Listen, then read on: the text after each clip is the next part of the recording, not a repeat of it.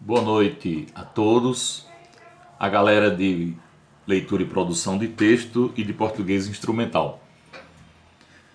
A gente vai dar uma rápida síntese, evidentemente para aqueles que não tiveram condições de assistir às primeiras aulas na nossa sala remota, no Google Classroom, do material 1. É um material específico, importantíssimo, porque ele trata de noções gerais, noções fundamentais da ideia de texto, da ideia de textualidade, dos fatores de textualidade e da importância do texto na constituição dos sentidos, da própria vida, do cotidiano.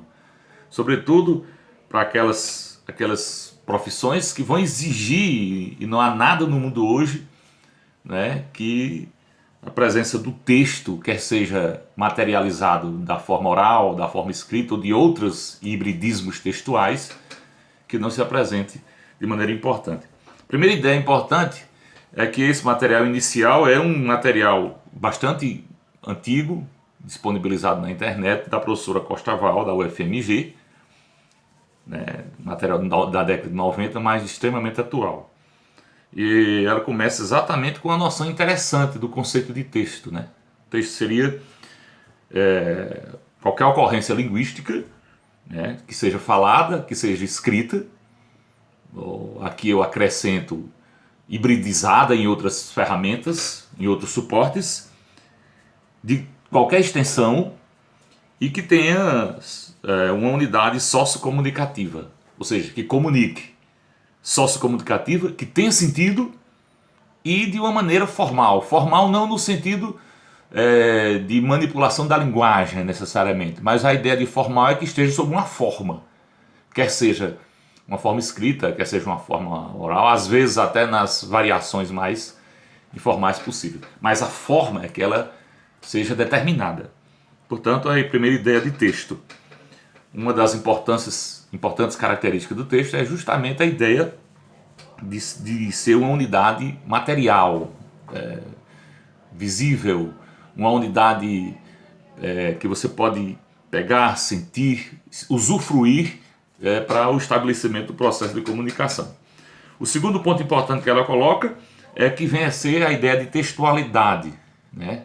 Seria a tese de que textualidade seria o conjunto de características que faz com que o texto seja texto, seja chamado de texto. Portanto, essas características vão ser bem detalhadas à frente, que são os chamados 7 fatores de textualidade. Né? Os 2 fatores, a coesão iniciais, a coesão e a coerência, são os fatores conceituais e linguísticos importantes, né? E os 5 fatores, que são os fatores pragmáticos, né?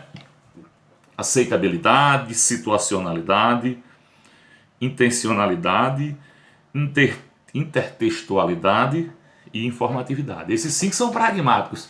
Eles se realizam no curso da relação textual, mas eles surtem a sua eficácia na medida em que a coesão, de uma certa forma, e a coerência estejam presentes.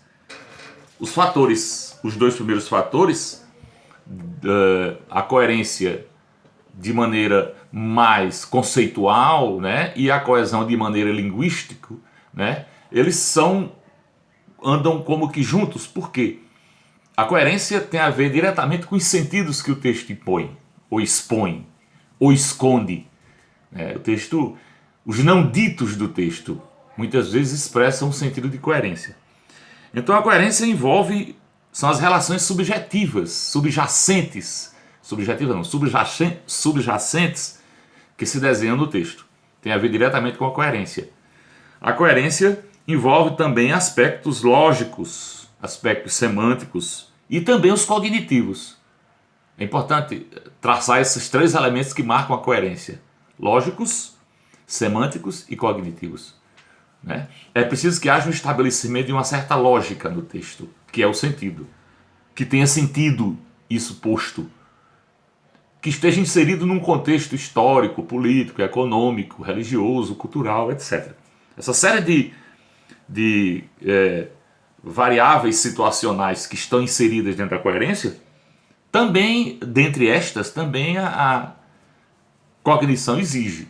Porque de repente, se você conversa com alguém e o outro alguém não entende, há um ruído na negociação, na interlocução. Muitas vezes para o outro é incoerente, né?